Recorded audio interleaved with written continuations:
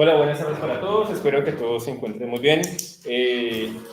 Bueno, chicos, estamos aquí reunidos porque vamos a tener una experiencia muy bonita. El día de hoy tenemos al profe Marco Antonio Espinosa directamente desde Chile. Él es docente de la Universidad de Chile y el profe muy cordial, amablemente, pues ha accedido a estar en esta sesión con nosotros.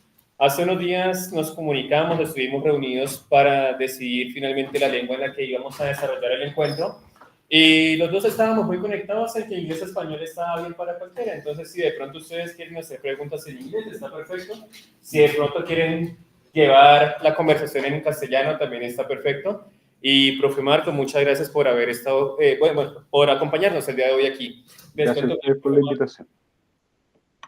Les cuento que el profe Marco trabaja en la Universidad de Chile, es una persona con amplia experiencia en investigación y ellos en Chile están realizando una iniciativa muy interesante a la que le vengo haciendo seguimiento hace un par de años. Ellos tienen un grupo muy fuerte en investigación que se llama el Grupo de Estudios en Sociolingüística Crítica, ¿cierto, Marco? Así es. Y ellos allí están creando una comunidad para ver desde una perspectiva u otra o desde una perspectiva crítica la educación en lenguas y también la formación en inglés específicamente. Entonces, profe Marco, muchas gracias por estar acá. Gracias por la invitación nuevamente. Tú me dices. Sí, inicialmente, profe Marco, yo quisiera que de pronto su merced nos contara, por favor, quiénes son ustedes, el trabajo que vienen desarrollando y a partir de allí podemos empezar a desplegar un poco la conversación. Va a ser más en forma de conversación, ¿listo? Sí, sí, me parece la conversación, creo que es bastante útil a este nivel además. Como decías tú, podemos translenguar, como se dice hoy en día, ¿cierto? Pasar del inglés al español, no hay ningún problema. Bueno, como decía John, yo trabajo en la Universidad de Chile, soy investigador en la Universidad de Chile y con unos colegas armamos un grupo de estudio de sociolingüística crítica. Hasta el momento lo que hemos tratado de hacer básicamente es crear instancias de reflexión, de discusión sobre una serie de temas lingüísticos en la realidad local. Entonces nuestra idea ha sido por ahora generar una plataforma, ¿cierto?, de encuentro entre diferentes investigadores del contexto latinoamericano y en torno a una serie de problemáticas que pasan precisamente desde la enseñanza de lenguas, el inglés, ¿cierto?, hasta cuestiones relativas, por ejemplo, a lenguas indígenas, lenguaje inclusivo, etcétera, todo desde una perspectiva que resalte, ¿cierto?, lo que nosotros denominamos enfoque crítico, ¿ya? La idea es superar enfoques tradicionales que muchas veces son predominantes en la área en la que estamos trabajando, ¿ya? Y es una experiencia bastante interesante porque, bueno, hemos logrado reunir personas de diferentes lugares, ¿cierto?, gracias a esta tecnología y los trabajos que se han presentado creo que han sido bastante enriquecedores y dan cuenta del potencial que existe en Latinoamérica para desarrollar investigación de punta en torno a problemas que nos atañen directamente, ¿ya? Y así alejarse un poco de los centros tradicionales de producción de conocimiento. Eso en torno al GESC. Profe Marco, para iniciar la conversación, yo quisiera que nos contara, por favor, cómo es el contexto en el que su merced trabaja, cuáles son las particularidades, por ejemplo, de su escenario educativo, exactamente su merced en qué programa está inmerso, es un programa de formación docente, es un programa para lingüistas, que nos contara eso, por favor. Bueno, en Chile predominan mucho los programas de formación de profesores de inglés en las universidades. En la Universidad de Chile, donde yo trabajo, lo que tenemos es una licenciatura en lingüística y literatura inglesas, ¿ya? No es una licenciatura que apunta directamente a la enseñanza de inglés, en tanto licenciatura lo que trata de preparar, ¿cierto?, es investigadores que pueden continuar con su carrera académica. Sin embargo, dada la realidad chilena, ¿cierto?, la realidad laboral, la realidad académica, muchos de nuestros estudiantes luego realizan programas que existen en Chile que son de preparación son programas de formación de profesores, pero que duran alrededor de 1 año, 2 años, y lo que se recibe en esos programas son estudiantes que ya tengan, por ejemplo, una licenciatura, ¿cierto?, en inglés, en historia, etc. Entonces no están necesariamente enfocados solamente en inglés, versus la pedagogía en inglés que han aumentado bastante acá en Chile y que, bueno, están orientadas a la formación de profesores. Entonces, la universidad, yo estoy en ese ámbito. Ahora, el programa tiene muchas clases de lengua inglesa. Ya un programa que es bastante fuerte en ese sentido respecto a la enseñanza de inglés.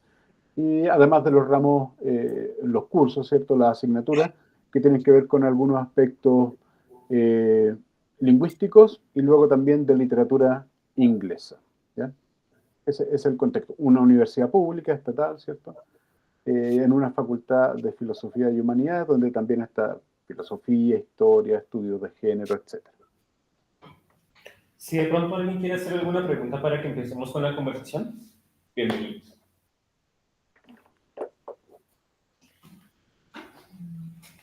Mientras ellos de pronto se van animando, Sí, dale. he hecho un poquito de leña al fuego. Sí. Marco, aquí en Colombia sucede algo muy interesante y es que el inglés es una lengua predominante en el sentido de que es transversal y tanto en licenciaturas como en primaria, secundaria y en todos los programas de formación se intenta impartir este idioma inglés para que la gente, entre comillas, estemos preparados. Es el discurso que se estaba manejando comúnmente. ¿Cuál es la percepción de pronto que tienen las personas a nivel nacional del inglés en Chile? ¿Es una lengua fuerte? ¿Qué ha estado ocurriendo con respecto a este idioma, por ejemplo? ¿Ha sido un idioma que ha estado de pronto relegando, dejando de lado a otros? ¿O tiene un espacio especial y a la par han habido procesos de negociación con respecto a esto del inglés? Perfecto. Mira, no sé si podría compartir unas diapositivas que preparé, Claro. lo hice sobre la base de las preguntas que tú me habías planteado y quizás eso me pueda servir como para ir ordenando mejor la conversación, ¿ya? No es para pasarlas todas, sino que yo creo que van a servir para alimentar la conversación que estamos teniendo. Pero claro que sí. Muchas Sí, gracias. dale. Tú me dices cuando yo puedo compartir acá, ¿cierto? Sí, man. Ya.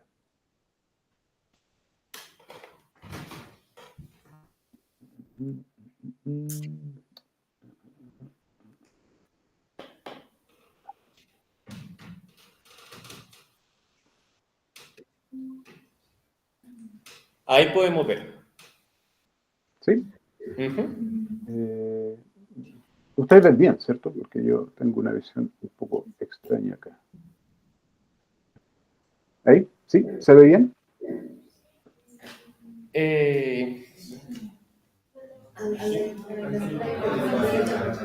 Aquí. ¿Acá? Podemos hacer zoom. ¿Dónde? ¿Acá? Y aquí. Un segundo, Marco, por favor. Sí, no hay Acá. problema. Y ahora sí. Listo, listo. ¿Sí? Sí, había aparecido toda la imagen, pero se alejó otra vez un poco la diapositiva. Ya, sí. Estamos viendo ahora, ¿cierto?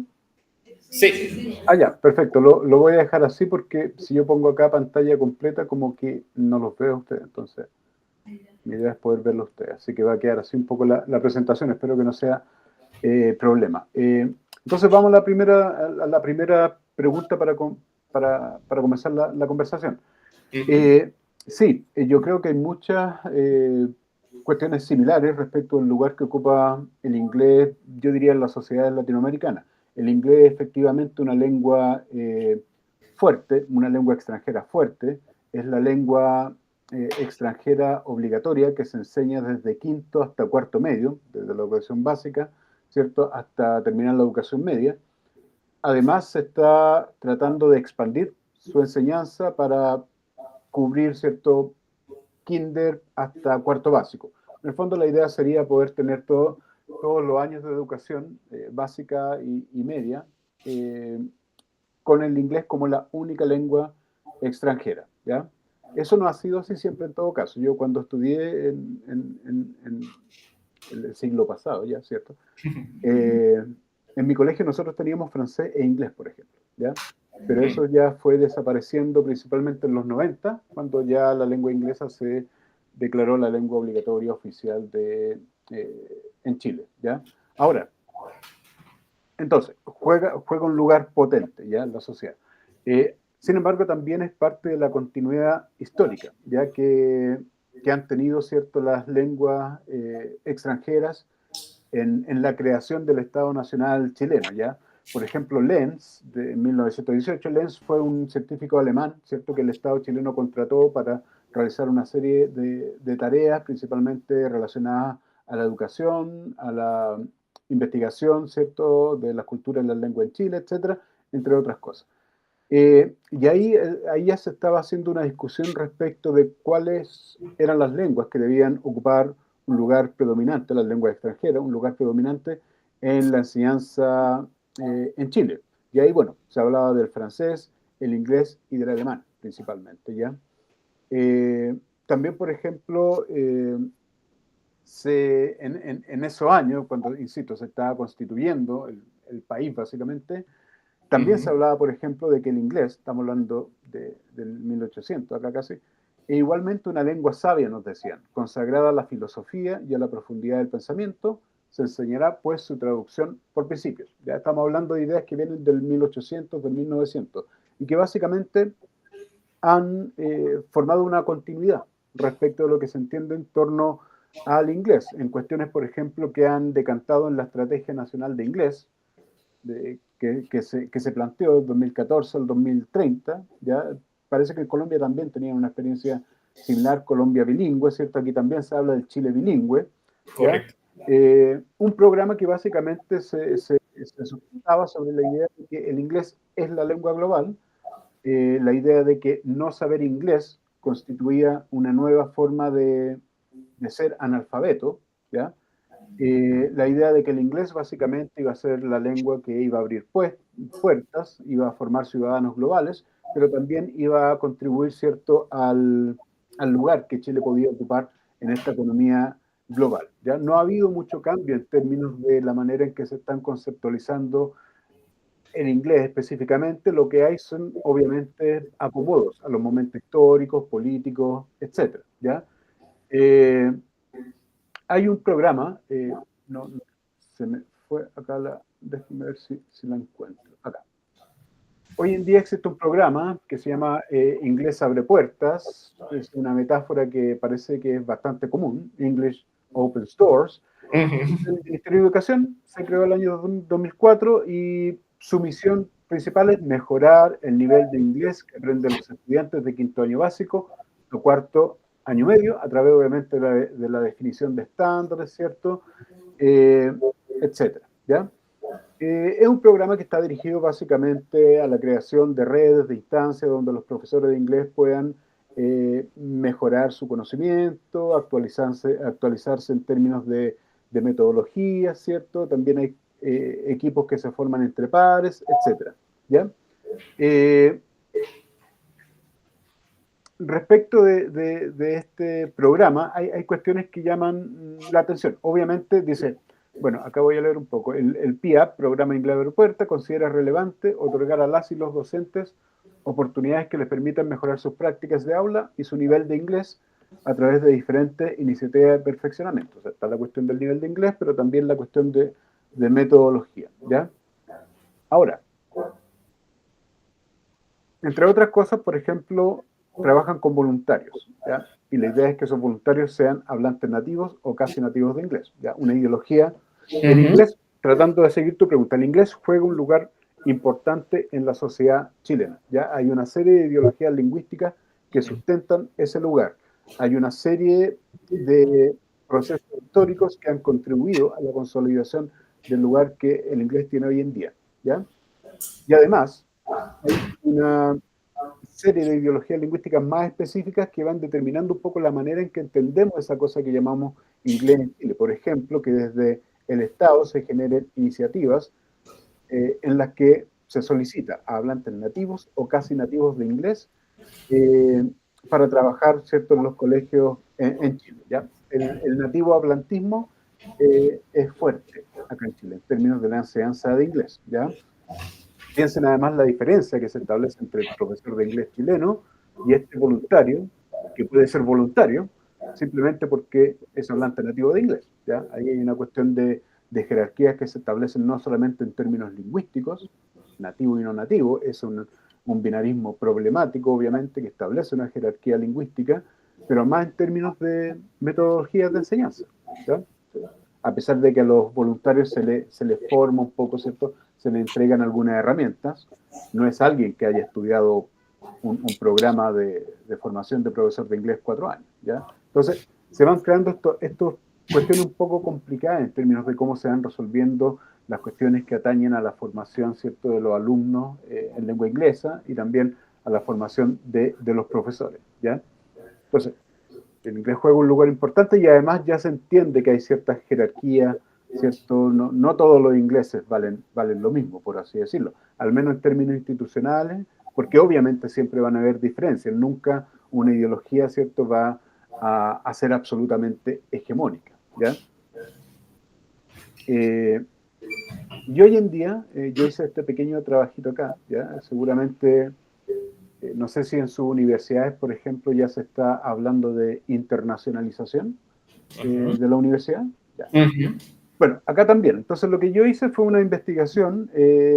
Lo que hice fue estudiar los programas de desarrollo estratégico de 50 universidades acá en Chile, privadas, ¿cierto?, estatales, regionales, de los centros urbanos más importantes, etcétera, ¿ya?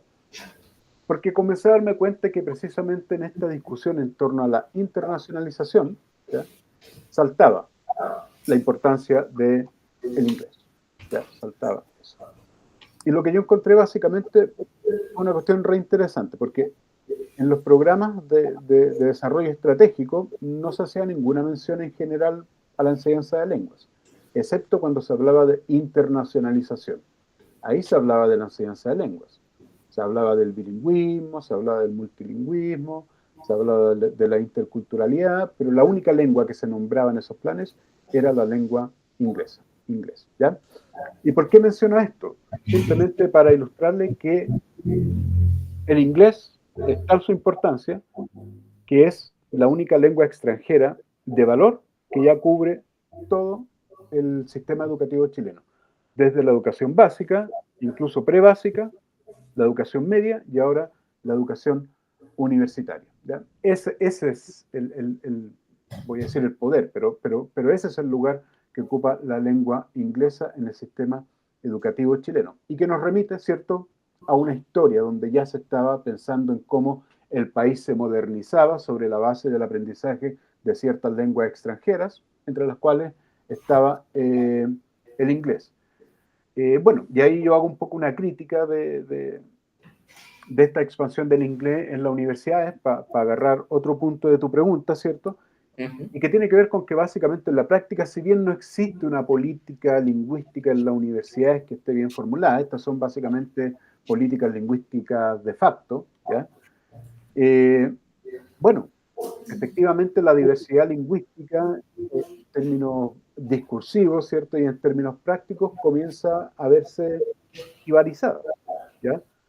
¿Por qué? En términos discursivos, porque cuando hablamos de la importancia de aprender lenguas, de la importancia de desarrollar ciertas capacidades bilingües, lo que se está diciendo básicamente es castellano-inglés. Seguramente en su contexto también el bilingüismo, ¿cierto? Es un término que se ocupa para básicamente referirse a inglés-castellano. No se menciona, eso es interesante como el significante ahí, bilingüismo, cobra este valor implícito, ¿ya?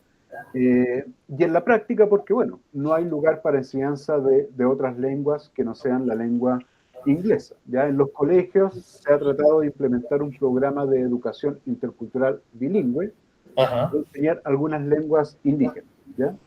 Pero es un programa que tiene una serie de problemas que podemos discutir después, ¿ya?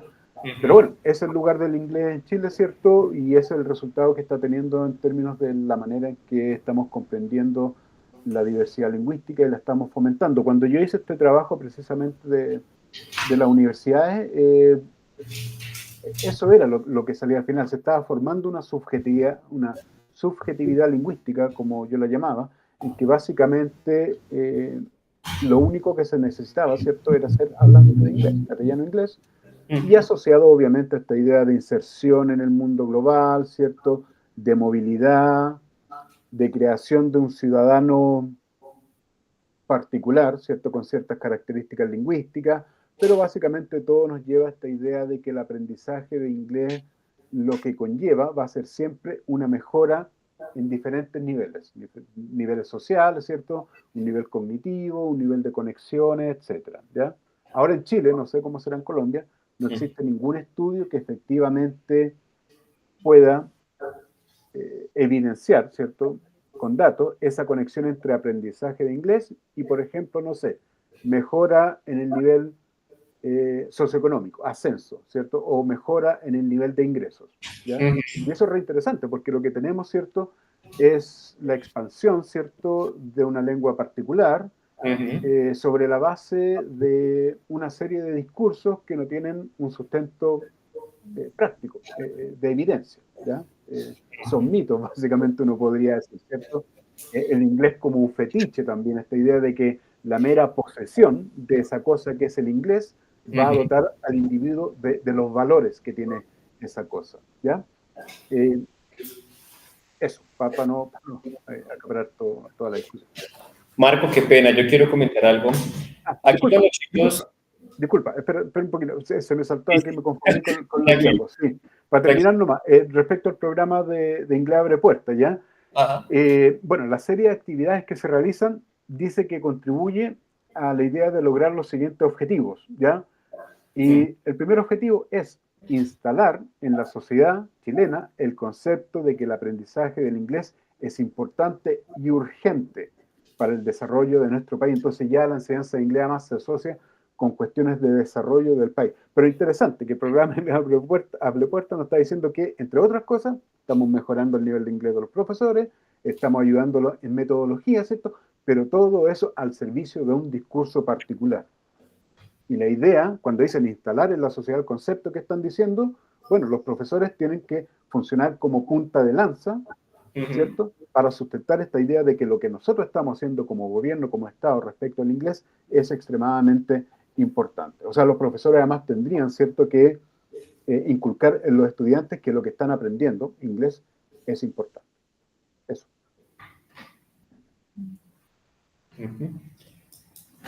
El comentario que yo iba a hacer, Marco, es que aquí a nivel de Colombia sucede algo muy similar. A mí me parece que no hay estudios de investigación que hayan fundamentado un poco eso de lo cual su merced ha estado hablando. Pero nosotros, o bueno, lo que casi siempre escuchamos es que el inglés abre puertas también, es que brinda oportunidades, un mejor estatus socioeconómico, pero más allá de eso, no hay como una clara conceptualización o fundamentación que dé fe de esta cuestión.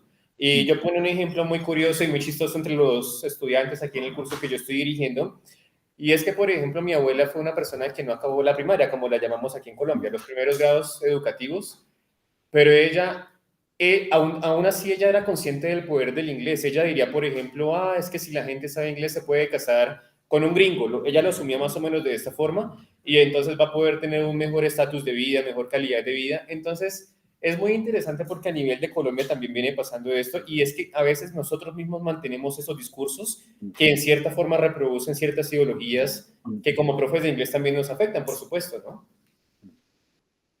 Sí, sí, absolutamente. Y es interesante el ejemplo que das, porque también da cuenta de esa continuidad histórica, ¿cierto? Que en términos de la manera en que se conceptualiza eh, el inglés en nuestros países, ¿ya? Si tienen otra pregunta o algo para ir guiando. Bueno, yo me fui guiando por las preguntas que tú me diste, John, así que también ahí tengo algunas cosas que podemos seguir discutiendo. Ahora, es interesante en todo caso, y ya que tú lo mencionas respecto del caso de abuela, claro, mis abuelos tampoco terminaron la primaria, ¿cierto? Mi abuelo no sabía leer, no sabía escribir, ¿te fijas? Bueno, hay una historia de mi papá, mi mamá terminaron sexto básico, ya quinto básico, luego se fueron a trabajar. ¿A dónde voy con esto? No es para llorar, ¿ya? Es simplemente para ilustrar también algo que todos estos discursos borran, ¿ya? Si Ajá. entendemos las lenguas como recursos, ¿ya? Podemos decir que el inglés es un recurso que está desigualmente distribuido en la sociedad. Es un recurso al que ciertos grupos tienen mejor acceso y es un recurso al que otros grupos no tienen un acceso tan bueno.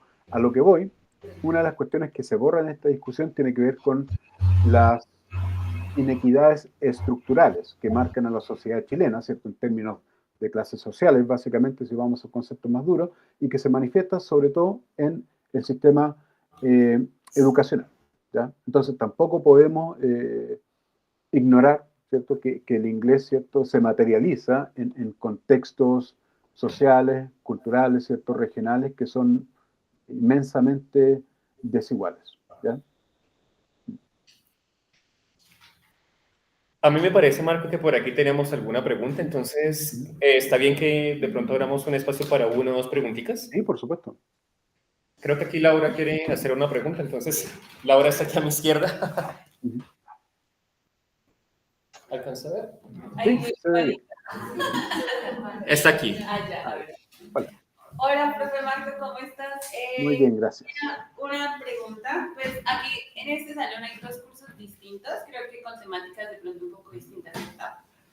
En este momento. Currículo y... Sí. Language, ¿sí? Sí. Sí, mi pregunta va más relacionada con lo que nosotros estamos viendo, que es como el desarrollo del currículo y todo lo que consigna la definición de currículo, y es cómo en Chile el currículo está cumpliendo, o la elaboración del currículo o el desarrollo del currículo está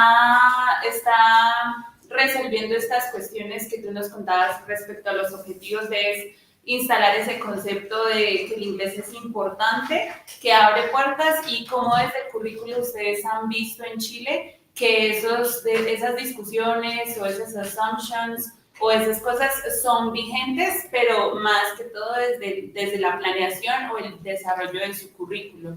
Pues en el contexto en el que tú estás, básicamente. Sí. Hay temas acá en los que yo manejo más, ¿cierto? Y otros menos porque ya estoy en otra etapa.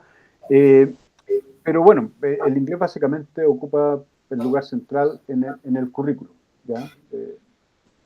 No hay opción ahí de ingresar algún tipo de otra lengua, ¿ya? Los programas del Ministerio de Educación, sobre todo, vienen con, bueno, una serie de objetivos que hay que cumplir, y además vienen con también la respuesta a las posibles necesidades que los profesores puedan tener respecto de cómo enseñar esos contenidos, ¿ya? A nivel discursivo. En la práctica, obviamente, ocurren una serie de situaciones que no dan cuenta necesariamente de los objetivos planteados en el currículo, ¿ya? No sé cómo serán los programas, por ejemplo, de enseñanza de inglés que en Colombia entrega el Estado. ¿Alguien nos quiere contar? Ángela. Bueno, para contextualizar también un poquito aquí el profe. Sí. Aquí en Colombia también sucede algo muy interesante, Marco, y es que durante los últimos años hemos tenido diferentes políticas lingüísticas.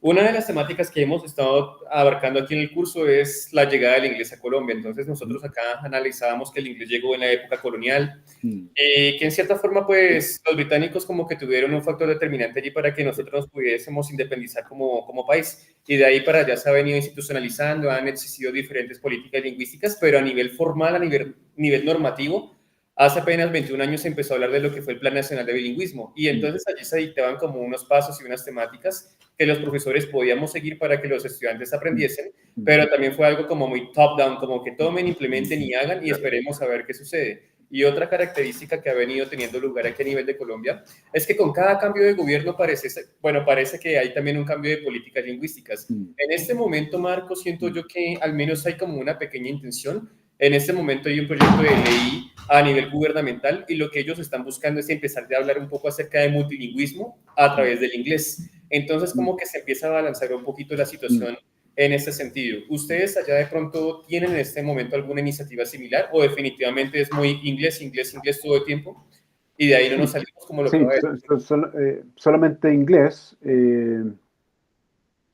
A tal punto que en un momento, por ejemplo, los objetivos que se plantean en el currículum, para retomar eso, en algún momento incluso se estableció la aplicación de una prueba a nivel nacional, creo que era Cambridge, no sé, para poder, ¿cierto?, ver el nivel de inglés que tenían los alumnos. Esa prueba se suspendió, no se siguió, los resultados no fueron muy satisfactorios, dieron cuenta de la brecha de clase, etcétera, y no se siguió. También se habló de establecer un SIMS en inglés, que también una prueba que se aplicó, pero también los resultados no fueron muy positivos, ¿ya? Que eso tiene interpretaciones que podemos discutir luego, ¿ya? Y que también tiene que ver con algunas ideas que rondan respecto de el rol de los profesores de inglés, etc. Hasta el momento no hay, como decía, las cuestiones lingüísticas acá muy pocas veces se plantean en términos de políticas lingüísticas, ¿ya? O sea, el inglés básicamente es la lengua que se enseña en los colegios, ¿no? Existen estas assumptions, como decía alguien, ¿cierto?, que están ahí dando vueltas de maneras muy implícitas, ¿cierto?, pero no existe necesariamente, excepto esa estrategia que se quería hacer, ¿cierto?, la estrategia de inglés, esta estrategia nacional de inglés, quizá uno podría decir que es un documento de los más explícitos respecto de las políticas lingüísticas, ¿ya? Como decía, en las universidades tampoco, la expansión del inglés se hace básicamente de facto, ¿ya? Y respecto al multilingüismo, aparte del programa de educación intercultural bilingüe, dedicado a la enseñanza de lengua y cultura indígena, no hay mayores iniciativas, la verdad, ¿ya? En Chile, uno podría decir que predomina un sesgo monolingüe, ¿ya?, donde el castellano se entiende básicamente como la lengua de Chile, ¿ya? La diversidad lingüística se tiende a borrar. De hecho, cuando se hablaba de Chile bilingüe, ¿cierto? Eso ya, si uno hace el análisis de eso, eso ya supone que Chile, el Chile previo, era un Chile monolingüe. ¿Se fijan? Entonces eso ya ha sido un borrado de la diversidad lingüística del país, ¿ya? Chile es efectivamente un país donde el castellano predomina, pero el bilingüismo existe, es una realidad. Hoy en día tenemos unas olas migratorias de Haití, por ejemplo, donde ya llegan sujetos con repertorio lingüístico más complejos, las mismas lenguas indígenas, etc. Se han ingresado proyectos de derechos lingüísticos que tienen que ver básicamente con las lenguas indígenas, pero nada al respecto, ¿ya? El discurso en torno al multilingüismo, ¿cierto?, la interculturalidad, que uno lee muchas veces en documentos, lo que yo constaté en la universidad, básicamente es un discurso de buena crianza. En la práctica es la lengua inglesa, sin que necesariamente exista una política lingüística explícita, ¿ya? El mismo hecho de que en algún momento se haya pensado medir si los objetivos que se planteaban en el currículum se estaban logrando, ¿cierto?, y se hizo una prueba, eso uno podría haber dicho que ya, de alguna manera está configurando una política lingüística más estructurada, pero tampoco prosperó eso, ¿ya? Marco, por aquí me parece que tenemos una pregunta, entonces, Ángela, bien pueda. Gracias. Hola. Mi pregunta es, ¿cuál es el reto más grande que existe o que afronta Chile para que todos los estudiantes del país tengan acceso al idioma inglés? Sí, es una pregunta compleja. Bueno, el inglés, teóricamente todos tienen acceso al inglés, ¿ya? Todos tienen acceso al inglés, ¿ya? En ese sentido, no habría como desafío, uno puede pensar, ¿ya? Los desafíos estarían planteados, como hace un rato dije, respecto de, bueno, a qué inglés van a tener cierto acceso, cuáles van a ser los resultados de su aprendizaje de la lengua inglesa, etcétera. Y ahí los desafíos pueden ser variados, obviamente va a encontrar diferentes historias, desde, por ejemplo, las condiciones materiales en que trabajan los profesores y en las que viven los alumnos, ¿ya?, hasta cuestiones que tienen que ver con la propia preparación, ¿ya?, de los futuros profesores de inglés, ¿ya? ¿Me podrías repetir un poco la pregunta para ir enfocándome un poco más? ¿Te la repito? No, sí. Sí, ¿Cuál por es favor. el reto más grande que existe o que afrontan en Chile para que los estudiantes de todas las partes del país tengan acceso al inglés? Como la zona rural. Sí, como te decía, no, básicamente está cubierto el territorio nacional. Yo trabajo también con familias pehuenches, mapuche pehuenche, ¿cierto?, en el Alto Biobío, una zona cordillerana que está básicamente en la frontera con Argentina, comunidad indígena, ¿cierto? Y ellos tienen inglés también. O sea, no existe una ausencia de la enseñanza de lengua inglesa en ninguna parte del territorio nacional. Y como te decía, los desafíos tienen que ver básicamente con los resultados que se están obteniendo, con las condiciones materiales en que se trabaja, ¿cierto?, y con algunos aspectos que tienen que ver con la preparación de los profesores, ¿ya?, además de algunas ideas instaladas respecto de qué pasa con la enseñanza de inglés, ¿ya? Pero eso, no sé si responde la pregunta. Sí, gracias. Sí, por aquí tenemos otra pregunta, Marco. ¿Mm? ¿Acá? ¿Acá? Sí. Acá tenemos a Juan. Buenas tardes. Gracias por el espacio. Ahorita estaba hablando acerca de las lenguas indígenas y si escuché bien, mencionó que la lengua mapuche se consideraba como la lengua de Chile. No, que el castellano es la lengua que se considera como la lengua de Sí, figurativamente hablando. Sí, claro. En ese contexto, quisiera saber, en el contexto educativo, ¿hay alguna apropiación o algún tipo de identidad hacia las lenguas indígenas en Chile? No mucho, ¿ya? La enseñanza de lengua y cultura indígena está acotada a algunos colegios que tengan matrícula indígena, pero esa matrícula tiene que ser sobre un 20%, y muchos colegios no logran ese 20%, entonces, a pesar de que tengan alumnos indígenas, no hay un programa de enseñanza de lengua indígena, ¿ya? Además hay un problema con la formación de profesores de lengua indígena, ahora se están implementando algunos programas. Hay algunas universidades que están implementando cursos de enseñanza de lengua indígena, sobre todo mapudungún, la lengua mapuche, y que están teniendo un éxito relativo, pero esas son iniciativas básicamente de las propias universidades de algunos departamentos. Pero no hay una concepción de... Por ejemplo, los últimos procesos constitucionales, los 2 procesos fallidos que tuvimos, ¿cierto? El primer proceso, por las características de quienes participaron, ¿cierto? Porque habían escaños reservados de lengua indígena, en el primer proceso se trató de establecer, ¿cierto? Reconocer y establecer un régimen lingüístico plurilingüe, ¿ya? Donde hubiesen derechos garantizados para todas las lenguas, etcétera, etcétera. Pero ese proceso falló. Y luego vino el segundo proceso, y ese segundo proceso, la cuestión de las lenguas fue una cuestión que ni siquiera pasó como algún tipo de aire por la sala. O sea, en Chile las lenguas no son un tema, básicamente, uno podría decir. Ya se como una lengua establece que las lenguas no son un tema. Y las lenguas indígenas, básicamente, son una cuestión del pasado, o son una cuestión que es inútil, considerando que estamos enseñando lenguas básicamente para que sirvan de algo, que sirvan para insertarse en el mundo global, ¿cierto? Beneficio económico, etcétera. Entonces no hay resistencia por otro lado respecto a la supervivencia de las lenguas indígenas, pero en el sistema educativo no hay una verdadera integración de eso. Gracias. Marco, me parece que por aquí tenemos otra pregunta. Sí. Es una chica que está más al fondo, pero creo que ahí se alcanza a ver.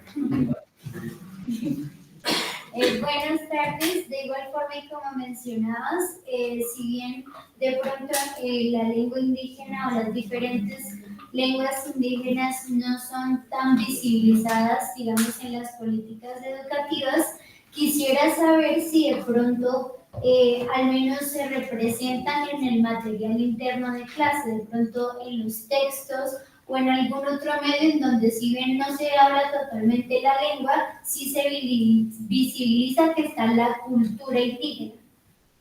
Claro, tradiciones y cultura. Cuando tienes la unidad de tradición y cultura, sale la lengua indígena, muchas veces representada como una cuestión del pasado, pero sí, vas a encontrar esa visibilización en diferentes asignaturas, no solamente inglés, pero básicamente un reconocimiento bastante superficial, casi por cumplir, uno podría decir, ¿ya? En el sentido no hay mayor reflexión al respecto, excepto de que tiene que ser una unidad que se incluya, porque obviamente los pueblos indígenas y las lenguas indígenas constituyen parte del patrimonio del país, ¿ya? Es el discurso que predomina básicamente, pero en términos de su fomento, ¿cierto?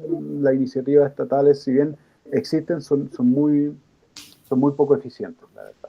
Pero hay resistencia en todo caso, hay muchos programas de revitalización lingüística, ¿cierto?, que se está organizando desde las bases, o sea, no son cuestiones que sean como top-down, ¿ya?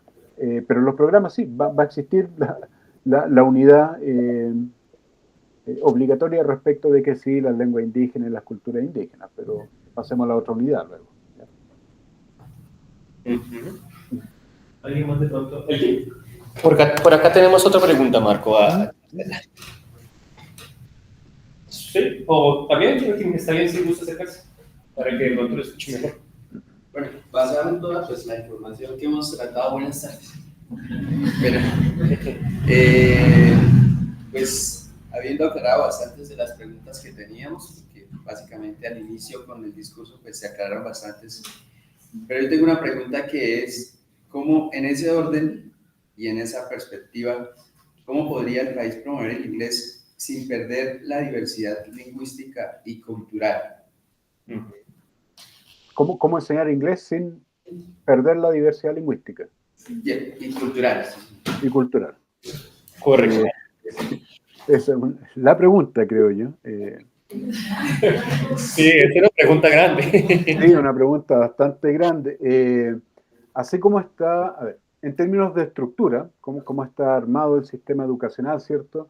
Y el lugar que ocupa el inglés en la educación chilena, es muy difícil encontrar intersticios, ¿cierto? Algún tipo de grieta donde uno pueda tratar de incorporar precisamente la necesidad de mantener una diversidad lingüística que efectivamente no es una cuestión del pasado, ¿ya?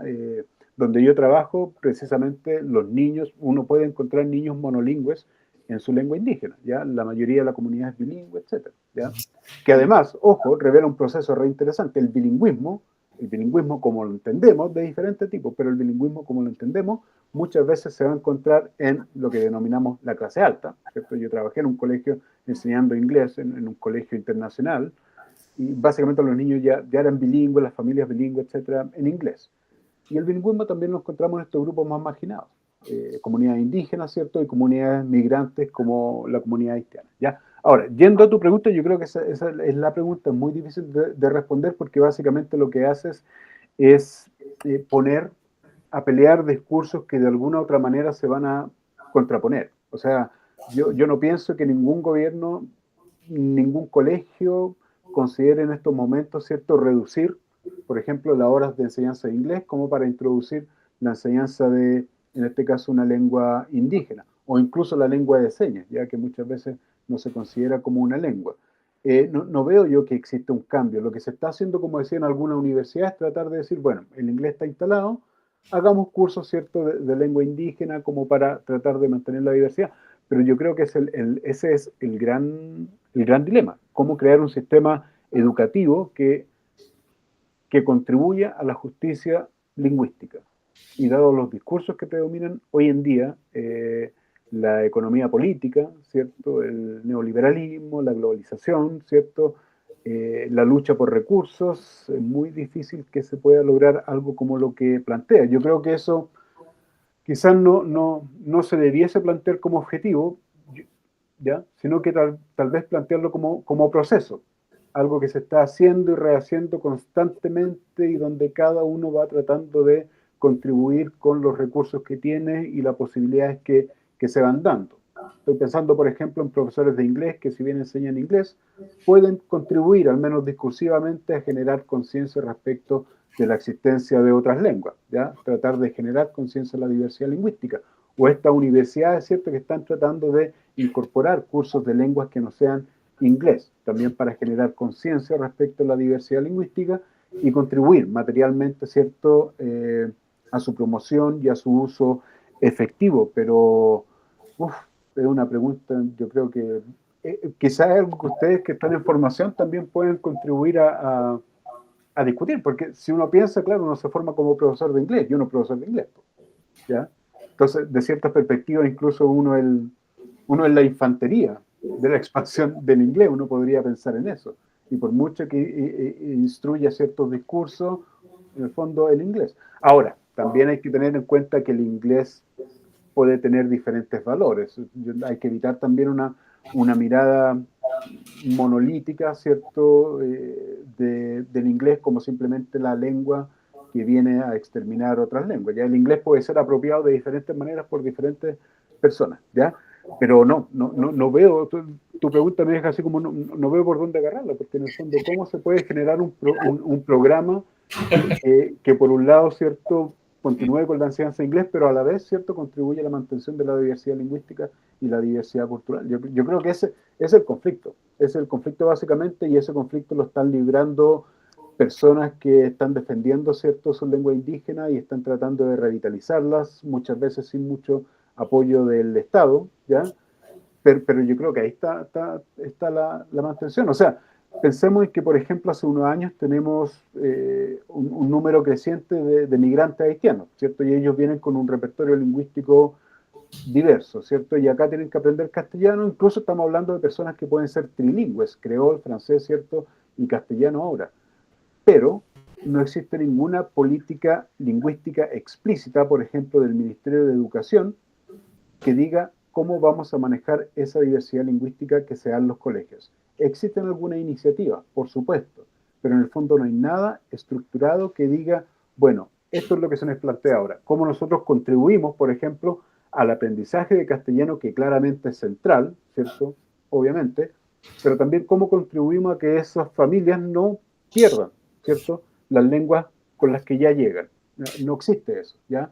Incluso lo que se tiende a hacer es básicamente enseñar castellano. Y la cuestión de la mantención de las otras lenguas queda un poco a las decisiones de las familias, ¿ya? Pero mi punto, incluso ahora que tenemos esas diferencias lingüísticas que se hacen más patentes en los centros urbanos, por ejemplo, incluso en ese caso no hemos pensado en políticas lingüísticas que permitan manejar esa diversidad de una manera, insisto, que contribuya a la justicia lingüística. ¿Hay de pronto alguna otra pregunta? Tenemos una por aquí, tenemos a Sharon. A Sharon. Bueno, buenas tardes, profe Marco. Mi pregunta va un poco enfocada a cómo se ve el docente en Chile. Ser docente, ser profe en Chile es una profesión tal vez privilegiada. ¿Nos podría dar una perspectiva sobre cómo es ser docente allá y tal vez sobre qué gremios tienen y cómo funcionan, cómo se ven? En general, claro, ahí ya me salgo un poco de... Te voy a responder un poco dentro de lo que uno huele en el ambiente, ya en el sentido común. En general, la profesión docente no es muy valorada, ¿ya? Vamos a hablar de las condiciones en que trabajan, por ejemplo, la carga laboral, vamos a hablar de los sueldos, ¿cierto? Por un lado. Y por otro lado, tampoco es valorada incluso en su inicio. Por ejemplo, los puntajes de entrada para las carreras de pedagogía suelen ser los puntajes más bajos de entrada a cualquier carrera universitaria.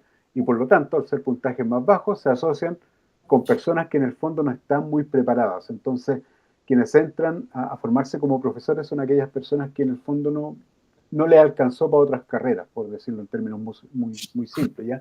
Entonces hay una devaluación muchas veces de lo que significa ser profesor en Chile, ¿ya? Y que eso se materializa en los sueldos, en las condiciones en que trabajan, en los tipos contractuales que existen. Ya hay muchos contratos de profesores que acá en Chile se renuevan por año. Entonces tú tienes un año en un colegio, el colegio te despide y te vuelve a contratar, ¿ya? Con lo que, por ejemplo, no hay antigüedad laboral, ¿ya? Que es importante, por ejemplo, si luego te despiden, etcétera, ¿ya? Tampoco hay certidumbre respecto de tu futuro profesional, porque no sabes qué puede pasar en algún momento. Y además, en el caso de los profesores de inglés, por ejemplo, hay una visión extendida de que ellos son el problema, ¿ya? Que debido a ellos el país no está logrando los niveles de inglés que debería lograr, ¿ya? Y por eso están estos programas de mejora de sus metodologías, conocimiento de inglés, etcétera, que incluso no salen con el conocimiento de inglés necesario para enseñar inglés en los colegios. Entonces, también ahí hay una comprensión de los problemas que existen en el sistema educativo, que muchas veces se reduce a ciertos actores. Los profesores son los que tienen que mejorar, los profesores tienen que reconocer sus errores, los profesores se tienen que dar cuenta que son el problema, pero estructuralmente yo no veo necesariamente un apoyo real, ¿ya? Y una visión que nos haga entender que los profesores en realidad no son el problema, ¿ya? Pero claro, yo diría que en términos generales de sentido común existe un poco esa percepción de los profesores. Aquí en Colombia, bueno, tenemos otra pregunta de Sharon, pero antes voy a hacer un comentario para complementar. Aquí en Colombia nos estamos moviendo en diferentes direcciones. Yo les mostraba a los chicos el otro día, propusieron un referendo, creo que en Chile se debe llamar igual un referendo, una votación, para determinar si eventualmente el inglés debe ser una de las dos lenguas de instrucción a nivel nacional junto con el castellano, pero a la par se está hablando por otros lados de multilingüismo y a la par hay un político por allí cuyo nombre no mencionaré, que él por estos días dijo que los profesores debían recibir salario o recibir prestaciones con base en el resultado de sus estudiantes. Exacto. Entonces, eso sucedió en Bogotá, en la capital de nosotros. Entonces siento que están sucediendo aquí como cosas también muy parecidas, como que están yendo en mismas direcciones. Y en cierta forma es como esa lucha de poderes, pienso yo, ¿no? A nivel social. Marco, aquí, Sí, perdón, sí, para siga. complementar eso, sí, sí, aquí pasa exactamente lo mismo. Por ejemplo, hay una prueba del sistema de medición de la calidad educativa, creo que se llama SIMSE, y en un momento también es un programa para medir qué pasa con los niveles de aprendizaje. Eso es básicamente diseñar políticas, pero en un momento también fue utilizado por políticos de derecha, ¿cierto?, para establecer lo que ellos llamaban un semáforo de los colegios. Entonces, semáforo, luz verde, todo bien, luz amarilla, hay que hacer cosas, y luz roja, todo mal, todo mal. Entonces también se usó un poco para fomentar la necesidad de que esa prueba tenía que tener buenos resultados para que los colegios tuviesen cierto estatus y pudiesen recibir recursos también, etcétera, etcétera. Pero sí, yo creo que son problemas similares los que se están generando allá y acá, creo yo. ¿Ya? Marcos, tenemos dos preguntas más. La primera Sí. de Charlie y la segunda de Sebastián. Entonces, Charlie, bien. Pues más que todo era comentar lo que su merced estaba diciendo. Sí que, digamos, o sea, yo me estaba preguntando cómo irá el programa de inglés, que el inglés abre puertas, pero entonces ya con lo que su merced nos está exponiendo un poco, pues medio entiende que pues el programa tal vez no esté teniendo mucho alcance. Pero entonces siento que me pregunto cuál es su perspectiva frente a las razones por las que la docencia no es tan valorada como profesión. O sí, y digamos, si, pues hablando de profesores de inglés, allá como que tienen profes nativos, programas de intercambio. ¿Cómo es esa parte? Sí, existe eso, pero muy reducido. Programas de intercambio, de preparación, ¿cierto? Existen, pero aún son muy incipientes. Sí, el hablante nativo tiende a valorarse mucho, pero no están muy presentes en los colegios también, por una cuestión de recursos, pero llegan estos voluntarios, como yo decía, que idealmente deberían ser hablantes nativos de inglés o casi nativos de inglés, que como decía también ya implícitamente devalúa, ¿cierto?, el conocimiento que los profesores de inglés en Chile puedan tener, ¿ya? Y claro, el programa Inglés Abre Puertas no alcanza para todos, obviamente, aunque hay que valorar que, por ejemplo, se establezcan diálogos entre pares, etcétera, ¿ya? Y me perdí un poco de la pregunta, si me puedes responder, repetir algunos puntos, disculpa. Quisiera saber su perspectiva frente a cuál es la razón de que nuestra profesión pues no sea tan valorada. Eso también es complicado y ahí me pilla un poco. Esta devaluación de la carrera docente, ¿cierto? De los profesores que se forman ya tiene bastante años en Chile, no es nueva, ¿ya? Hay que pensar que veníamos saliendo de una dictadura en los 90, ¿cierto? Donde el énfasis estaba puesto en otros aspectos, no necesariamente en la mejor formación de profesores en algunos casos. No es que las universidades no hayan estado haciendo su trabajo, ya son cuestiones diferentes. Una cosa es la valoración que se tiene del profesorado y otra cosa es el trabajo efectivo que están haciendo muchas instituciones para preparar bien a los docentes y el trabajo que hacen los docentes. Yo creo que las razones tienen que ver, si me tengo que jugar una interpretación acá, porque es un tipo de carrera o profesión que no está asociada necesariamente al logro de una mejora material de las personas que ejercen esa profesión, ¿ya? O sea, ingenierías va a tener que tener mucho valor seguramente allá, ¿cierto? Algunas carreras de medicina, no sé, como esas carreras, pero en general las humanidades, las ciencias sociales, no gozan de un prestigio y hoy en día están gozando cada vez de menos prestigio con el avance sobre todo en los discursos de derecha, ¿ya? El punto para mí sería, claro, entender la razón histórica, pero también el punto para mí sería qué se está haciendo efectivamente para contrarrestar esa visión. Y en ese aspecto no se está haciendo mucho tampoco, la verdad. También ahí hay una disputa ideológica más o menos fuerte, ¿ya? No sé si puedo responder bien esa pregunta, pero el poco valor que se asigna a los profesores yo creo que es parte de un fenómeno mayor que tiene que ver con cuáles son los valores que se están fomentando en nuestras sociedades, ¿cierto? Y el valor que carreras como la filosofía, arte, ¿cierto? Incluso educación física muchas veces tienen en el sistema educativo, que está cada vez más invadido por la estandarización, por la medición constante, por la prueba constante y por la preparación de los estudiantes para ingresar a la universidad, rendir su prueba de ingreso, ¿cierto?, para la universidad, porque todas esas cuestiones luego se traducen en mayores alumnos, mayores recursos, etc. Y ahí ya sería un problema mayor respecto a lo que está sucediendo con la educación en general, ¿ya? Donde la cuestión de los profesores sería una parte del problema. Marco, tenemos 2 preguntas más. Aquí está Sebastián. Bueno, tenemos 3 de hecho. Sebastián, acá y allá. Sebastián. Buenas. Solo quería saber algo con respecto a lo que vendría siendo la política y la perspectiva docente en Chile. Tengo entendido que el gobierno ahora de Boric es de izquierda y del que venían de Piñera era de derecha. Entonces, solo quiero saber si a lo mejor al cambiar estos gobiernos la perspectiva hacia los docentes, la educación, todo lo que tenga que ver con ese choque de ideologías se ha podido reflejar en la perspectiva de la sociedad hacia los docentes. Puede que en este momento a lo mejor no sea la mejor vista, pero ¿considera usted que a futuro podría cambiar gracias a este cambio de gobierno? ¿O en realidad no tuvo tanta influencia? Yo creo que en realidad no tuvo tanta influencia el gobierno de Boric. Creo que había más expectativas de lo que realmente se pudo hacer. No es que no hayan existido avances, ¿ya?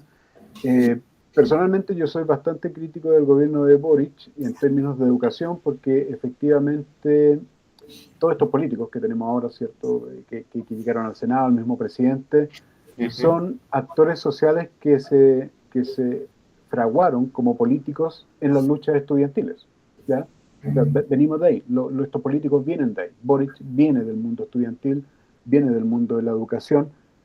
Las grandes protestas en Chile desde 2006, 2011 tienen que ver con la educación y de ahí viene esta camada de políticos. Mucho no se ha logrado en términos de educación. O sea, uno hubiese esperado, si uno piensa en lo ideal, que al menos hubiesen dejado como legado una gran reforma estructural al sistema educacional chileno. No fue así, ¿ya? En general creo que no existieron mayores diferencias entre lo que sería el gobierno de Piñera, ¿cierto?, y lo que ha sido el gobierno de Boric. O sea, cambios, como en todos los gobiernos, se producen, algunas mejoras por aquí y por allá, pero en general no veo que exista gran diferencia. Y los debates se politizaron quizás de una manera bastante complicada y que ha llamado bastante crítica. Hay muchas cuestiones que mejorar en la educación y, por ejemplo, uno de los motores de los objetivos que tenía este gobierno en educación, por ejemplo, tenía que ver con la introducción de la educación integral, sexual integral. La educación sexual, la idea de, ¿cierto?, poder difundir en los colegios la importancia de la salud sexual, la importancia de comprender la diversidad de género, etcétera, etcétera. Uno podría decir una política obviamente necesaria, encomiable, pero claro, para mucha gente ese no era el problema central, porque teníamos problemas estructurales importantes y un problema que no se menciona mucho, el problema del ausentismo escolar, de jóvenes, niños que no están yendo al colegio, ¿ya? Entonces, en ese sentido también, quizás con este gobierno, por las características, ¿cierto?, del grupo político, quizás llegaron cuestiones o demandas demasiado postmateriales versus aquellos cambios estructurales de base más material que era necesario poder realizar, ¿ya? En todo el discurso que muchas veces, como hablábamos un rato, que muchas veces ve de manera negativa lo que está sucediendo en los colegios, lo que está sucediendo con la educación. Claro, la irrupción de estos otros programas que atendían a cuestiones como de género, sexo, parecían no ser relevantes, entrar en conflicto con las otras necesidades. Entonces, en general yo creo que mayor cambio, mayor innovación no ha existido realmente, y personalmente, esto es una visión súper personal, yo esperaba que al menos el gobierno como legado dejara, ¿cierto?, una reforma importante, estructural en educación, considerando que todos estos políticos se fraguaron en las luchas estudiantiles de la última década en Chile. Gracias. Tenemos otra pregunta por aquí de Daniela. Ella está a mi mano derecha, entonces está por acá. Buenas tardes. Sí, me gustaría saber, ya que tú mencionabas la misión que se tiene como tal del docente en Chile, cómo se le relegan diferentes responsabilidades respecto a los resultados que tú dices de estándares y demás. ¿Cuál es el rol? Y ya que tú mencionabas que se requiere una reforma en Chile, en las anteriores políticas como la Puertas Abiertas, ¿cuál fue el rol que tuvieron los docentes chilenos en el desarrollo de esas políticas? Y si tú crees que hacia futuro habrá o tendrán un rol participativo en caso de que se venga una reforma grande pues, para tu país. O sea, si fueron tenidos en cuenta, ¿cierto? Sí. Yo a veces tiendo también a bromear con una frase que claramente es injusta con la realidad, pero esta idea de que los profesores son sujetos en constante capacitación. O sea, como que siempre están haciendo programas para capacitar a los profes, mejorar su metodología, etc. Claramente ahí borro mucha otra. Yo creo que en el programa Inglés Abre Puertas sí se han implementado diálogos con profesores, ya trabajo entre pares, por ejemplo, etc. Pero también desde una visión de mejorar lo que están haciendo, ¿ya? Y claro, es necesario, pero yo creo que se cuela algo como una visión un poco deficitaria, ¿ya? De los profesores. Yo creo que aún falta mucho para que efectivamente logren un lugar importante en la discusión que se están llevando a cabo en términos de educación. Básicamente son sometidos a muchas evaluaciones también, o sea, hay una evaluación docente que se hace constantemente a los profesores en los colegios, donde ellos también son clasificados, ¿cierto?, desde superior, no sé, como outstanding, ¿cierto?, hasta deficiente, ¿ya? Y sobre la base de eso también hay incentivos económicos, futuro laboral, etcétera. Entonces, si bien es cierto que se están dando entradas para que los profesores jueguen algún rol respecto de la manera en que se están tomando algunas decisiones, aún falta mucho para eso. Y eso lo demuestran, ¿cierto?, los mismos programas con los que tienen que trabajar, el nivel de agencia que pueden tener en la sala de clases, ¿cierto?, el accountability al que están constantemente expuestos. Sí, pero yo creo que en general falta incorporar a los profesores en la discusión. Yo hago un curso de lingüística aplicada, por ejemplo, en la universidad para el magíster, ¿ya? Y una de las cuestiones que discutimos, por ejemplo, tiene que ver con cómo dentro de nuestras mismas disciplinas ya existe un gap, un divorcio entre lo que se está haciendo en investigación en lingüística aplicada, ¿cierto?, y la realidad de los practitioners, de los profesores, ¿ya? O sea, disciplinarmente ya tenemos ese divorcio donde lo que hacemos, por un lado, como investigadores, muchas veces no se está nutriendo realmente de los problemas que tienen los profesores. O sea, ahí hay un diálogo que no se está haciendo en la misma academia. Y eso también se repite, obviamente, a nivel político, ¿ya? Donde los profesores, claro, son sujetos en constante capacitación, como yo digo, pero básicamente hay una serie de actores interviniendo donde los profesores muchas veces no están ocupando un lugar relevante. Marco, tenemos un par de preguntas más por acá. La primera es la de Wendy. Ella está allá al fondo. Hola, profe Marco, ¿cómo estás? Bueno, mi pregunta viene un poco más ligada a lo que mencionaban anteriormente respecto a la comunidad.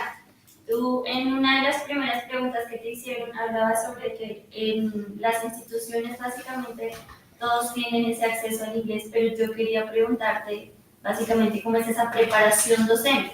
Te lo pregunto porque por lo menos lo que corresponde aquí a la educación primaria en las instituciones públicas en Colombia, pues muchas veces tenemos al docente que no es preparado pues, para dar clases de inglés, dando clases de inglés. Entonces, es entender de pronto aquí cómo se manejan este tipo de situaciones, si los docentes en sí pues, están preparados para cumplir con los objetivos propuestos por los planes nacionales de bilingüismo y pues eso cómo afecta o ayuda a los resultados esperados pues, propuestos por el mismo programa. No, es muy similar. O sea, en la educación básica muchas veces no tienen necesariamente el profesor de inglés, aunque eso ya se está incorporando obviamente. Lo que sucede de primero a cuarto, esos voluntarios de cada colegio, si quieren, ¿cierto? Pero tampoco hay mucha metodología que se pueda enseñar en ese sentido, de cómo se enseña inglés en los primeros años escolares y algo en lo que se está trabajando, pero insisto, muchas veces los colegios lo trabajan de manera voluntaria, lo que impide tener una visión más global. Y ahora, lo que me preguntas creo que lo hemos discutido en otras preguntas, que claro, si la preparación de los profesores permite o no cumplir los objetivos. Yo creo que la visión general es que no, la preparación de los profesores sigue siendo un poco deficiente, ¿ya? Las universidades hacen cosas importantes, ¿ya? Pero esa es la visión, y que no se está logrando cumplir los objetivos, o si se cumplen los objetivos, eso se hace a costa de otras cuestiones que tienen que ver como innovación metodológica, ¿cierto? Innovación en términos de evaluación, etc. Eso te podría decir, yo hice clases en un programa de pedagogía, también para 2 programas de pedagogía, ¿ya? En universidades privadas. Y bueno, la preparación de los alumnos en general en la universidad privada muchas veces no era la mejor, la verdad, ¿ya? Por un lado. Y por otro lado, muchas veces las prácticas que los alumnos hacían en los colegios, no sé si ya tienen como el practicum de tener que ir, ¿cierto?, a observar clases y luego hacer clases en los colegios. Claro, muchas veces no contribuían a su formación porque o era un profesor que no tenían experiencia el que tenían que observar, o era un profesor que hacía la clase en inglés, o era un profesor que se tenía que preocupar de la disciplina, etcétera, etcétera. Y eso iba contribuyendo, obviamente, a que no salieran tan preparados como para luego dar cuenta de los objetivos que plantea el currículum. Eso puede ser mi experiencia que yo te puedo contar en estos programas, al menos en los que yo trabajé, ¿ya? En universidades privadas, que no quiero establecer ningún prejuicio, pero en Chile de repente dejan algo que desear en algunos aspectos de formación. Además que las pedagogías se abrieron en casi todas las universidades y eso obviamente ha tenido un impacto en la manera en que los profesores salen preparados, ¿ya? En el sentido de que un negocio, obviamente, abrir carrera de pedagogía. Por aquí tenemos otra pregunta de Santiago, Marcos. Muy buenas tardes. Hace un par de preguntas atrás mencionaba algo sobre el ausentismo escolar, que los estudiantes, los niños no van a sus clases, al colegio. Entonces me estaba preguntando si la enseñanza del inglés pueda jugar algún rol potencial en ello, o lo que acaba de mencionar, que tal vez por esa inexperiencia de los maestros, de los docentes, también se da esa problemática de que los estudiantes no asistan y a su vez esa ausencia de los estudiantes puede hacer evidencia de que los profesores no estén muy experimentados o no sepan manejar ese tipo de situaciones. Yo creo que es más estructural socialmente. Yo creo que es más estructural, que son otros los problemas que están haciendo que muchos niños y jóvenes no asistan al colegio, sobre todo en sectores más marginales, donde el narcotráfico ha entrado de manera fuerte y donde parece ser más provechoso, atractivo, trabajar como soldado, como guardia, lo que sea, y tener, ¿cierto?, una devolución económica inmediata. En ese contexto es muy difícil que el colegio pueda presentarse como una alternativa valorada, ¿cierto?, deseada, querida, sabiendo además que efectivamente en esos contextos el colegio muchas veces no significa una mejora en las condiciones materiales de vida de las personas, versus, por ejemplo, el trabajo que se puede hacer en sectores donde el narcotráfico juega un rol importante en el sustento de esas comunidades, ¿cierto? Entonces, yo creo que la cuestión del ausentismo refiere a una cuestión mucho más mayor, más estructural, y no creo que sea necesariamente el rol de los profesores. Yo creo que básicamente es cómo se está entendiendo la educación hoy en día y lo que efectivamente mucha gente piensa que puede contribuir o no, ¿no? Yo creo que un cambio mucho mayor el que se necesita ahí, una intervención de otro tipo, y que tiene que ver también con cómo se entiende la educación y si efectivamente está cumpliendo esa promesa o no, la promesa de efectivamente una mejora en tus condiciones de vida. Pero claro, no creo que sean los profesores acá los que están contribuyendo necesariamente a que los jóvenes no estén asistiendo al colegio. Gracias. Marco, tenemos un par de preguntas más, sin embargo, si me permiten, yo quisiera hacer una. ¿La profe también? Sí, es con un comentario.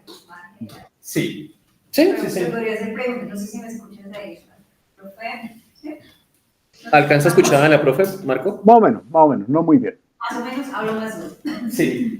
No, estaba acá pensando al comienzo de hablar de los planes de desarrollo estratégicos. ¿Sí? Nosotros también a nivel institucional tenemos nuestro plan de desarrollo estratégico dependiendo de la administración de turno, igual que el presidente de turno. De alguna manera, en algún sentido, podemos nosotros decir que los últimos gobiernos, no tanto el último, pero el anterior y este que tenemos ahorita, ha tenido un gran interés por la educación, ¿no?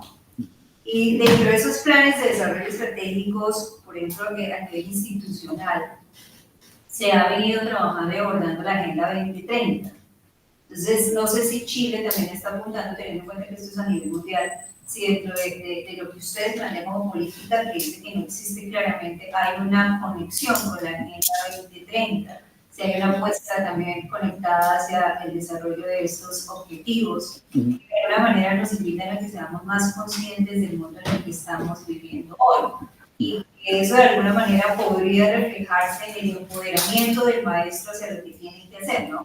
Precisamente estábamos discutiendo con mi grupo ahorita en clase sobre la función de aquellos que han sido considerados como los oprimidos, el opresor, y lo que puede hacer el oprimido para buscar el proceso de emancipación. O sea, es que Chile, de alguna manera, por ejemplo, lo viene haciendo paso a paso con investigación, al menos hacemos investigación en estos aspectos, apuntando a tener unos alcances o unas metas distintas a nivel de educación. No sé si Chile estará en el mismo proceso, en la misma agenda, en el mismo trabajo. Sí, la Agenda 2030 es parte de lo que se quiere lograr, o sea, enmarca parte de los proyectos gubernamentales, estatales, sociales, etcétera, ya, porque aquí no sé si será como Colombia, pero el discurso de la derecha, ¿cierto?, dice no sigamos la Agenda 2030. Entonces, sí. Ahora, ¿qué rol juega el lenguaje? Si nos vamos a lo que yo podría... No hay necesariamente, como decía yo, lo que existe acá es un sesgo monolingüe muy fuerte, las lenguas realmente no son necesariamente un problema, las lenguas del país no son vistas como recursos, si vemos estas orientaciones de RIR, ¿cierto? Las lenguas no son vistas como recursos, sino que como un problema, excepto el inglés, que sí es visto como un recurso, que es la lengua extranjera. Pero claro, no hay una entrada lingüística, por así decirlo, o sociolingüística al cumplimiento de ciertos objetivos que se puedan enmarcar en proyectos globales mayores que no sean necesariamente el neoliberalismo. A eso voy, ¿ya? Claro, respecto de la agencia, yo estuve teniendo conversaciones con una serie de alumnos con los que trabajo, que son profesores, que forman profesores, y respecto de la agencia, claro, a ver, esa es una pregunta también complicada. No sé si será lo mismo en Colombia, pero, a ver, hoy en día en Chile se está integrando esta discusión de la justicia social en la educación, de cómo la educación debe contribuir a la justicia social.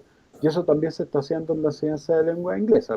Aquí hay una red de investigadores, RISELT, que está como hace 10 años haciendo investigación, pero en metodología, en cuestiones así. Hoy en día, hace unos años tenemos visiones más críticas, como la que se plantea en este libro, que salió editado este año, donde escribe una serie de profesores chilenos, donde lo que se trata de hacer es una crítica precisamente al sistema neoliberal injusto y tratar de plantear alternativas, si lo planteamos en términos de oprimido y de opresor, ¿cierto?, para que los oprimidos puedan de alguna manera desarrollar estrategias que contribuyan a la justicia social en sus contextos, ¿ya? Yo creo que falta mucho para que eso sea posible. Yo creo que hay comprensiones acá complejas de lo que es la justicia social. Hace poco se publicó una columnita donde se hablaba de la enseñanza del inglés en Chile como un llamado a la justicia educativa, y yo respondí un poco ahí que había una relación compleja entre la enseñanza del inglés y la justicia social, que eso podemos seguir discutiendo. Pero en general, como hablábamos un rato, los profesores, al no tener un rol realmente central en la discusión de cuestiones que les atañen, claramente ya no están formando parte de los posibles cambios que se podrían hacer. Yo, como les decía, conversé con algunos profesores y me decían que básicamente pueden hacer, por ejemplo, algunas cosas, tienen cierto nivel de agencia, pero eso va a estar restringido por lo que exija el Ministerio de Educación, lo que se exija en el mismo colegio, las capacidades que pueden desplegar cuando hay que cumplir demasiado demasiado objetivos, etcétera, ¿ya? Pero sí, hay discusiones respecto del rol que jugaría la educación en términos de cómo puede empoderar o entregar más agencia a quienes podríamos llamar los oprimidos, ¿cierto? O sea, grupo oprimido, ¿cierto? Pero no creo que sea una discusión que esté tan resuelta. Y también creo que uno de los problemas, hace un rato alguien preguntó respecto de cómo mantener la diversidad lingüística, ¿cierto? Frente a la enseñanza en inglés, yo creo que desde mi perspectiva, otro de los grandes problemas que se plantea al menos en la enseñanza de lengua y específicamente en la enseñanza del inglés. ¿Cómo es posible, ¿cierto?, a través de la enseñanza del inglés contribuir precisamente a algún tipo de emancipación, ya algún tipo de superación de las injusticias, a algún tipo de logro de una sociedad donde la cooperación, el respeto, ¿cierto?, una ética que respeta al otro, predominen. Yo creo que ese es otro de los grandes temas que habría que conversar en serio. Considerando que hoy en día, y esto hay que reconocerlo, creo yo, en la academia, ¿cierto?, global en general, muchas veces se comienzan a usar estas palabras claves, ¿cierto?, para decir algo que sea relevante en el contexto. Yo creo que justicia social es una de las palabras, de las frases claves que se están utilizando, ¿cierto?, en investigaciones que en el fondo no contribuyen a eso, o en papers académicos, sobre todo el norte global, que en el fondo tampoco contribuyen a eso. Entonces ahí también hay un riesgo de vaciar de contenido, ¿cierto?, todas estas cuestiones que son relevantes para plantear lo que tú dices, ¿cierto?, algún tipo de agencia, resistencia del oprimido contra el opresor. No sé si respondo, pero bueno. ¿Puedo hacer una pregunta? Yo tengo una pregunta, Marco, y después un par de chicas más tienen también otro par de preguntas. Bueno, durante la discusión hemos dejado muy claro que el inglés siempre se asocia con aspectos, entre comillas, positivos, que traen un beneficio socioeconómico, de estatus y otras cosas adicionales. En Colombia pasa algo muy parecido. Y bueno, también hemos estado hablando un poquito y hemos dejado en claro que, por ejemplo, en el caso de Chile, esta culpa se le brinda a los profesores de inglés, ¿no?, que no están alcanzando los niveles deseados por los profesores, por falta de preparación. Son como los discursos que se están manejando. Pero esta es la perspectiva, me parece a mí, de la población en general. Yo quiero hacer una pregunta un poco más específica y es algo que me ha tenido pensando a mí durante muchos años, y es cuál es la apreciación a nivel profesional entre los mismos profesores de inglés y otros profesores. Hago este comentario por la siguiente razón. Debido al poder, debido a la influencia del inglés, cuando uno menciona, por ejemplo, aquí a nivel de Colombia, a nivel nacional, que uno va a estudiar una licenciatura en inglés, las personas van a decir, uy, chévere, porque no le va a faltar trabajo. Se están necesitando profesores de inglés, porque los profesores de inglés de Colombia se están yendo para Estados Unidos, para otros países, y esos son algunos de los posibles discursos que uno puede encontrar. Y hasta cierto punto eso es algo un poco positivo, pero también encontramos otro tipo de discursos. Una cosa que me pasaba antes, que ya no me pasa hoy en día, pero antes me sucedía, es que los profesores de lengua castellana o de español, como a veces nos referimos a ellos, tenían ciertos discursos también hacia los profesores de inglés. Y ellos decían, es que usted está enseñando la lengua del imperio, es que usted está contribuyendo como a ese movimiento hegemónico.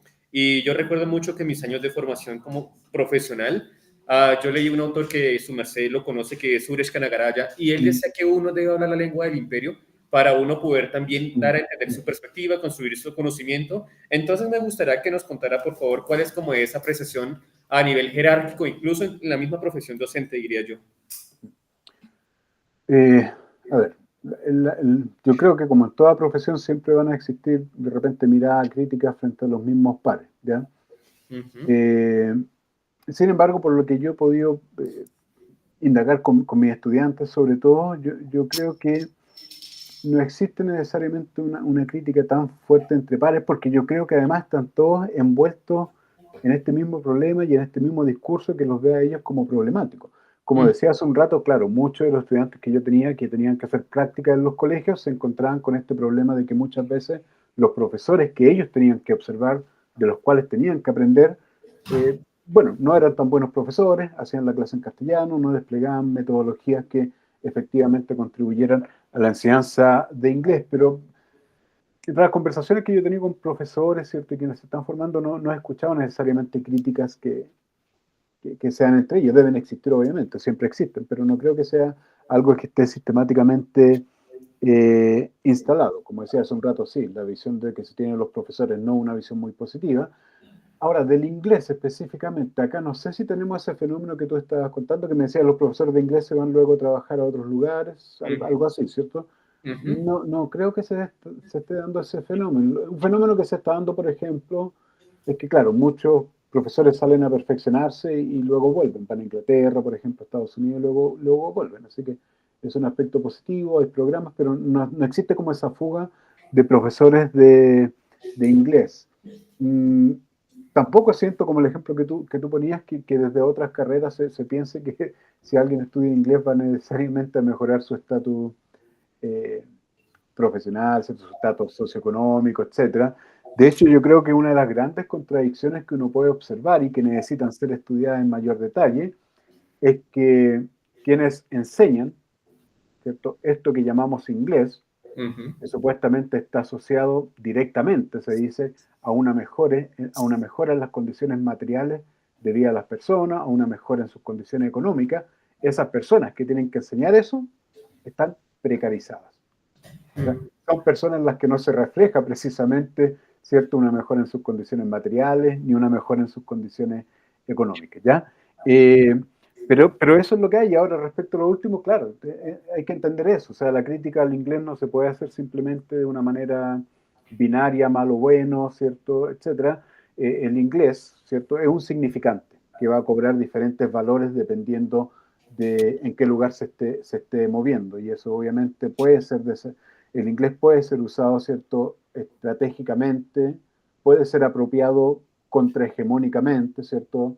Hay otros autores que se llaman Park y Wee, que trabajan, el libro se llama Markets of English, ¿ya?, donde ellos trabajan un poco esta idea de que la gente se apropia de las lenguas, ¿cierto?, de maneras diferentes y para propósitos diferentes que incluso pueden ser propósitos emancipatorios, pero igual es una relación complicada esa en todo caso, ya sobre todo considerando el lugar que ocupa el inglés en la sociedad chilena. Pero claro, tenemos que evitar comprensiones que sean unidireccionales o demasiado simplistas, etcétera. Sí. Pero en respeto a tu pregunta, claro, no existe esa diferencia entre profesores, trabajan en condiciones precarizadas y no se van mucho. ¿Ya? Y la gente no piensa que en realidad por ser profesor de inglés va a mejorar tu condición económica. Ya tienen claro eso. Es que aquí también sucede otro fenómeno que es un poco interesante y creo que es importante también traerlo a colación, como extensión de ese comentario, de esa pregunta que yo hacía. Y es que durante los primeros años en la formación en licenciatura, Marco, he notado yo, y creo que los profes que hemos estado en el programa y quienes eventualmente se convierten en profes de inglés, han notado un poco este patrón, este fenómeno. Muchas veces uno aquí a nivel de Colombia ingresa a la licenciatura en inglés por la cuestión del idioma, por la cuestión lingüística. Pero uno a veces indaga un poquito o más profundamente y uno dice, bueno, ¿y su merced quiere ser profesor o profesor de inglés? La persona puede decir, no, yo no quiero ser profesor, pero eventualmente terminan siendo profesores. Entonces, no sé si de pronto en Chile ocurra también algo similar.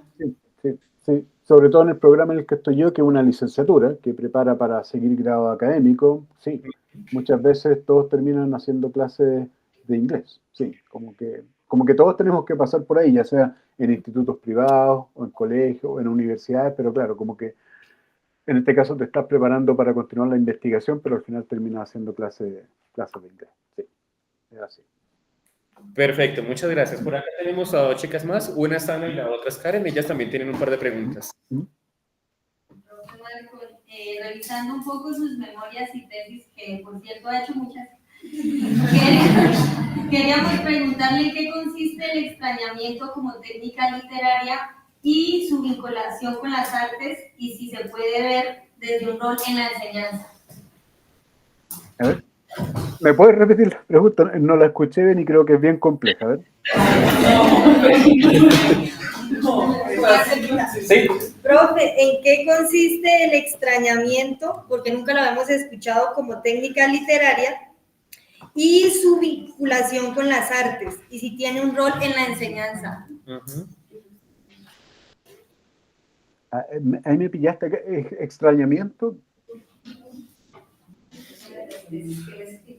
Que es uno de los trabajos que su merced ha desarrollado, dice la profe. Es que Ana creo que buscó su perfil y creo que hizo como una exploración. Extrañamiento. Puede que haya sido otro. Puede que haya sido otro. Sí, porque me hablas de arte y literatura y Sí. hay otros Marco Espinosa por acá, sí, así que... Ay, no le escuchamos lo último, perdón. Hay otros Marcos Espinosa por acá, así que quizá... Sí, puede ser hubo... otro profesor. Yo creo que es una persona de pronto. De todas maneras, profe, ¿usted cómo se trabaja así la parte literaria? Porque nosotros veíamos cómo han colonizado los textos y los libros en inglés y cómo se trabaja esa parte para promover sí. las culturas. Ya, perfecto. Sí, ya. Por ahí puedo ir un poco. Me esperan un poquito que tengo mi gato que quiere salir ahora de la pieza. Vuelvo al tiro.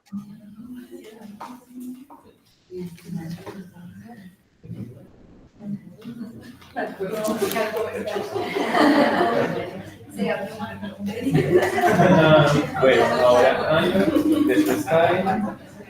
¿Tenemos alguna otra pregunta después de ellas? ¿Alguien más? ¿Algo que esté de pronto escapando por ahí, alguna cosa?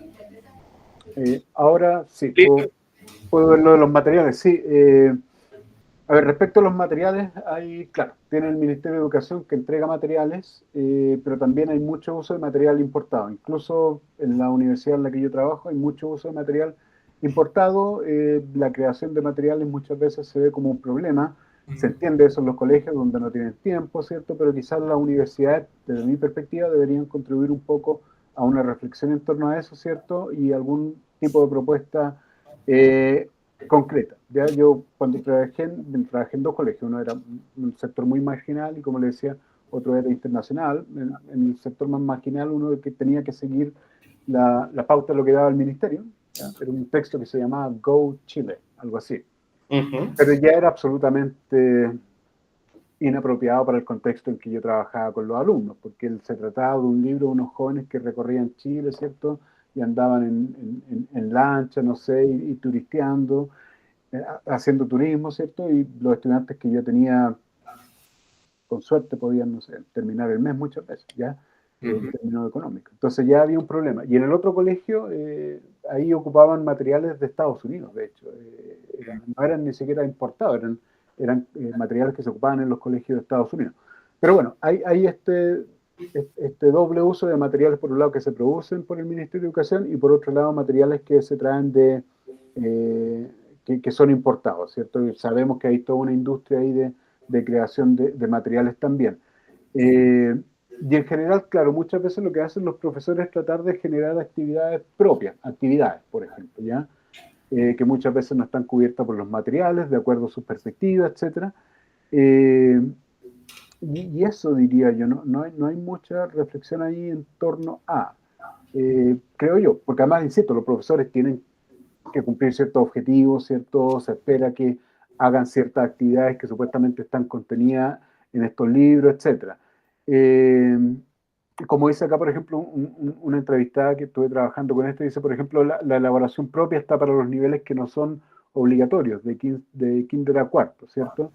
Se ocupan textos usados por el Mineduc que ni siquiera coinciden con las unidades temáticas, ahí se ve un desfase, ¿cierto? Y bueno, los centros de producción muchas veces son Reino Unido y Estados Unidos, ¿ya? Pero no hay mucho ahí en términos de creación de material. Los profesores quizás pasa lo mismo ya, que muchas veces resuelven cuestiones bajando material de internet, etcétera, ¿ya? Para cumplir ciertos objetivos lingüísticos principalmente, que se asocia también con las metodologías, donde también ahí hay una disputa entre, se supone que tiene que ser comunicativo, pero muchas veces las condiciones te llevan a que simplemente sea una enseñanza formal, ¿cierto? Bastante estructuralista, te van más por ese lado. Muchas veces los estudiantes no tienen la capacidad de comunicarse en inglés, ¿cierto? Y no se les puede pedir que hablen en inglés, pero se les pide a los profesores que hagan la clase en inglés, entonces ahí se quedan también problemas, porque tampoco hay mucha reflexión respecto del lugar que ocupa la L1, ¿cierto? En la clase de inglés, ¿cierto? De repente todo es mucho English only, pero no se reconoce que los estudiantes vienen con importantes conocimientos. Entonces, es un poco con los materiales. Ahora, yo creo que el otro gran tema, ya van dos grandes temas para los que no tengo respuesta, y el tercer gran tema para el que no tendría respuesta va a ser básicamente qué va a suceder con la irrupción de la inteligencia artificial en la enseñanza de lenguas, sobre todo la enseñanza de inglés. ¿Qué impacto va a tener en la formación de profesores? ¿Qué impacto va a tener luego en los colegios, ¿cierto? En el quehacer profesional de los propios profesores? Ahí yo creo que ese es un tema también para comenzar a indagar, ¿ya? Si se va a llegar a un punto, por ejemplo, en que incluso la enseñanza y el aprendizaje de inglés, como lo conocemos hasta ahora, se vuelve innecesario. Si van a existir tecnologías, por ejemplo, son preguntas que están abiertas, que nos plantea la inteligencia artificial. Yo personalmente creo que hay que cuestionarla, yo creo que no hay que entrar, como decimos acá, a pata pelada, así como inocentemente a lo que hace la inteligencia artificial, y no creo que sea conveniente comenzar a ocuparla simplemente porque nos dicen que tenemos que comenzar a ocuparla. Hace un rato se hablaba de la posición crítica que deberían tener los profesores. Bueno, aquí hay un campo en que los profesores van a tener, sin duda, algo importante que decir, y hay que ver hasta qué punto los toman en cuenta, ¿ya? Pero yo creo que ese es otro tema que tendríamos que ver y que va a influir, ¿cierto?, en las cuestiones de materiales que estamos ocupando, ¿cierto?, que estamos discutiendo, en cuestiones de metodología, en cuestiones de formación, etcétera, ¿ya? Pero no sé si respondo un poco a la cuestión de los materiales. En general predomina, ¿cierto?, el texto importado incluso en las universidades, ¿ya? Incluso en las universidades, y los textos del Mineduc también muchas veces no son necesariamente los mejores, por una serie de cuestiones, desde la adecuación cultural, ¿cierto?, hasta el desfase que puede existir. No sé cuál habría sido su experiencia, pero yo cuando estudié inglés, por ejemplo, en la universidad, claro, ocupábamos textos de Cambridge, de Oxford, ¿cierto?, y yo veía en los textos, no sé, pues gente que iba a restaurantes, que viajaba en avión, ¿cierto?, que iban de Londres a España, contaban, o sea, yo tomé un avión, no sé, a los 30 años la primera vez, y salí a comer en un restaurante cuando ya tenía mi sueldo, no sé, a los 25 años, ¿se fijan? Entonces, claro, había un desfase cultural ahí extremadamente importante que nosotros experimentamos en los 90, ¿ya? Sí. Por aquí tenemos, Marco, también a Karen. Ella tiene otra pregunta, creo. Entonces, Karen. Buenas tardes. Volviendo un poco a la idea de valorar el multilingüismo, teniendo en cuenta pues, nuestra diversidad lingüística, quisiera preguntar cómo se puede hacer más llamativo el proceso de aprendizaje de una lengua nativa para las personas y o para los estudiantes. Bueno, yo creo que lo primero tendría que ver con un reajuste en los discursos respecto del valor, ¿cierto?, que tienen las diferentes lenguas y que tienen la diversidad lingüística. Eso sería lo primero, o sea, tratar de descentrar, ¿cierto?, el rol predominante que tiene el inglés, ¿ya? Eso sería lo primero. Otra recalibración que habría que hacerle a los discursos tiene que ver, por ejemplo, con qué estaría entregándote el aprendizaje de cada lengua. Lo que tú dices, hacerlo más llamativo. Claro, el inglés ya está instalado, es llamativo. O sea, en los 90, por ejemplo, en los colegios se promovían, ¿cierto? Explícitamente diciendo que ahí se enseñaba computación e inglés, ¿ya? O sea, ya era llamativo en ese sentido. Ahora, claro, ¿cómo se puede recomodar el discurso para que se sienta que las lenguas indígenas, que la diversidad lingüística es importante y se haga llamativa? Como la pregunta que me hacían hace un rato, es como muy difícil. Está el acomodo de los discursos, pero luego está la cuestión de la práctica, porque incluso si tú dices, bueno, hay que valorar las lenguas, hay que enseñarlas en los colegios, tienen el problema de que no están formando profesores para enseñar esas lenguas, por ejemplo, ¿ya? Entonces ahí se produce un desfase. Incluso en el programa de educación intercultural bilingüe para lengua indígena, uno de los problemas ha sido que no tienen profesores de lengua, ¿ya? Y ahí incluso el rol del educador tradicional ya es más bajo que el del profesor, o sea, es un trabajo que realmente no es llamativo incluso para las mismas personas muchas veces que podrían participar de ello. Pero yo creo que tiene que ver con una cuestión del discurso en primer lugar, ¿cierto? Y que es súper difícil interrumpir el discurso que hace hegemónico el inglés, ¿ya? Es súper difícil interrumpirlo incluso cuando uno dice el inglés también puede ser apropiado contrahegemónicamente. Ya no son esos discursos los que están predominando en torno al inglés. Nosotros sabemos que eso puede ser válido, ¿ya? Pero entrarle por otro lado va a ser muy complicado y en la práctica yo creo que se hace muy complicado. ¿Qué se puede hacer? Bueno, una reforma estructural, no queda otra básicamente, ¿ya? Claro, o sea, el reconocimiento, en eso estamos. Quizá en Colombia están en lo mismo, no sé, pero aquí están en el reconocimiento, la valoración simbólica, superficial de la diversidad lingüística, pero en la práctica todo es inglés. ¿Y qué hace llamativa a las otras lenguas? Bueno, nada, si somos así honestos, ¿ya? O sea, las lenguas indígenas no sirven para nada, básicamente, es decir, la lengua de señas casi no es una lengua para muchas personas, ¿me explican? Y el único valor que va a tener, o sea, la única lengua que va a tener valor y que va a ser llamativa es el inglés. ¿Alguien de pronto alguna última pregunta? ¿Julián? Sí. Pues sí la tienes. ¿Sí?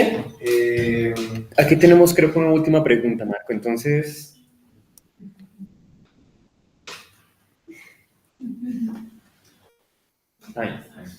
Yo tenía una pregunta, muy buenas tardes. Yo tenía una pregunta más orientada a pues ya la enseñanza del inglés y cómo se podría utilizar o cómo se podrían implementar materiales o diseñar materiales que involucren la cultura local de los muchachos para hacer inglés. Yo creo que una de las primeras cosas es cómo plantearse el problema, o sea, la necesidad de crear materiales que sean culturalmente apropiados. No creo que ese problema esté instalado en todos los sectores, ¿ya? En segundo lugar, crear las condiciones para, si consideramos que es un problema, poder trabajar en él, ¿ya? Y las condiciones de los profesores muchas veces no les permiten diseñar materiales así sistemáticamente que puedan ser culturalmente relevantes, ¿ya? Y el tercer problema yo creo que tiene que ver también con qué entendemos por culturalmente relevante, ¿ya? Qué aspectos culturales consideramos que son efectivamente los que debemos considerar al momento de diseñar materiales, ¿ya? Sin caer en el folclore, sin caer en el nacionalismo, ¿cierto? Y sin caer también en una visión que no le entregue a los estudiantes esta inmensidad de la diversidad cultural también. O sea, porque la idea obviamente es que a los estudiantes los preparemos para moverse de diferentes maneras, ¿te fijas? Y moverse de manera adecuada, con una conciencia de la diversidad, etc. Pero yo creo que esos serían los mayores problemas. Todo esto requiere recursos y tiempo, básicamente, recursos y tiempo. Y muchas veces eso no se tiene. Y lo que sea culturalmente relevante va a tener diferentes significados para diferentes personas. Porque claro, no sé, pues si yo estoy en un contexto marginal y pobre trabajando, no les voy a hacer unidades donde básicamente aparezca todo el rato la pobreza, ¿cierto? Y la marginalidad, ¿ya? Pero, conversando con unos colegas argentinos, ellos habían hecho un ejercicio súper importante. Por ejemplo, en los textos de lengua, cuando se habla de profesiones, etc. Lo que hicieron ellos fue trabajar con la comunidad y con los niños para decir, bueno, ¿cuáles son las profesiones que existen acá? ¿Ya? Y claro, sectores marginales, etcétera, pero no sé, pues estaba el basurero, estaba el barrendero, estaba la señora que vendía en un local. Y se presentaba de tal manera que se valoraba eso como una riqueza del contexto en que los jóvenes vivían, ¿ya? Entonces, es posible hacerlo, pero requiere de todo eso, esa reflexión y esos cambios. Se requiere tiempo y recursos también. Muchas gracias. Creo que no hay más preguntas, ¿cierto?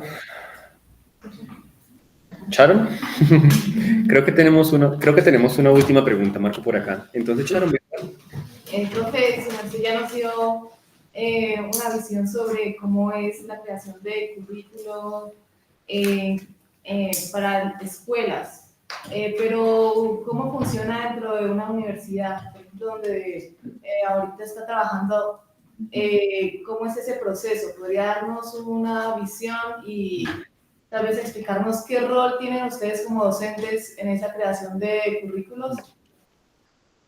Ya, sí, yo ahora estoy un poco más alejado de la formación de profesores, ¿cierto? Y de la enseñanza, pero en las dos universidades en las que trabajé, ¿cierto? El currículum, básicamente, el programa de formación de profesores, tiene un fuerte componente como de lengua, pero visto de una manera como modular. Entonces están las gramáticas, están las fonologías, está el vocabulario, lo que refiere al aprendizaje de inglés, y luego están las cuestiones más metodológicas de su enseñanza. Pero eso también, desde mi perspectiva, transmite una visión de la lengua, ya que quizás no sea la más apropiada para luego incorporarla a un proceso tan dinámico como es la enseñanza de lengua.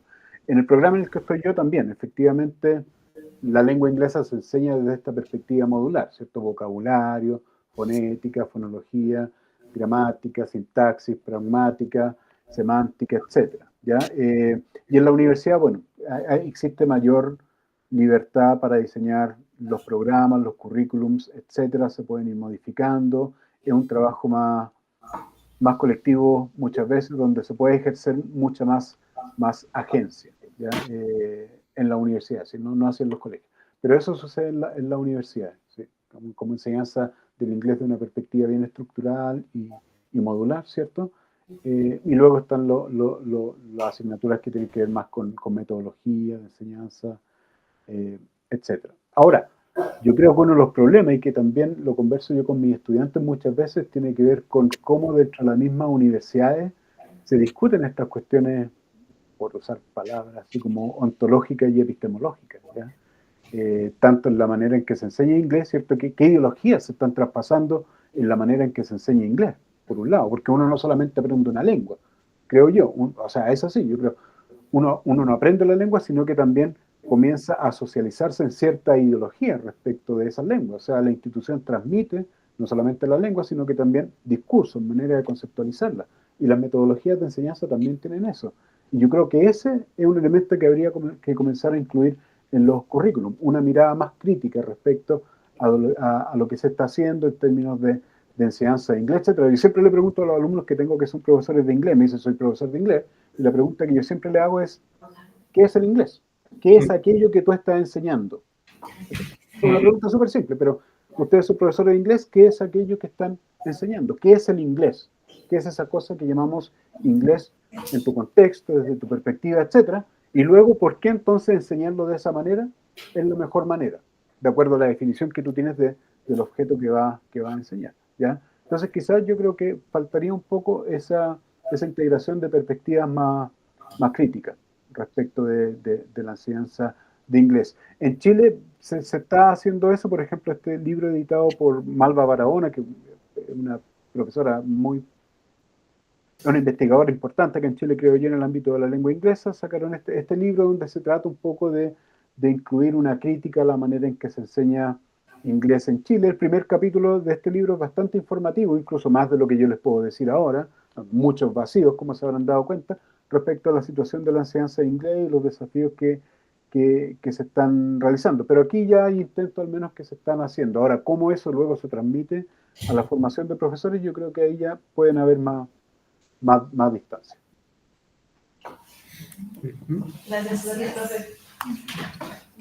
Marcos, pues muchas gracias. Yo creo que hemos llegado al final de la sesión. Yo le había comentado que íbamos a gastar más o menos 1h20 de su tiempo, pero nos extendimos un poquito más porque es una conversación muy enriquecedora y muy interesante, ¿no?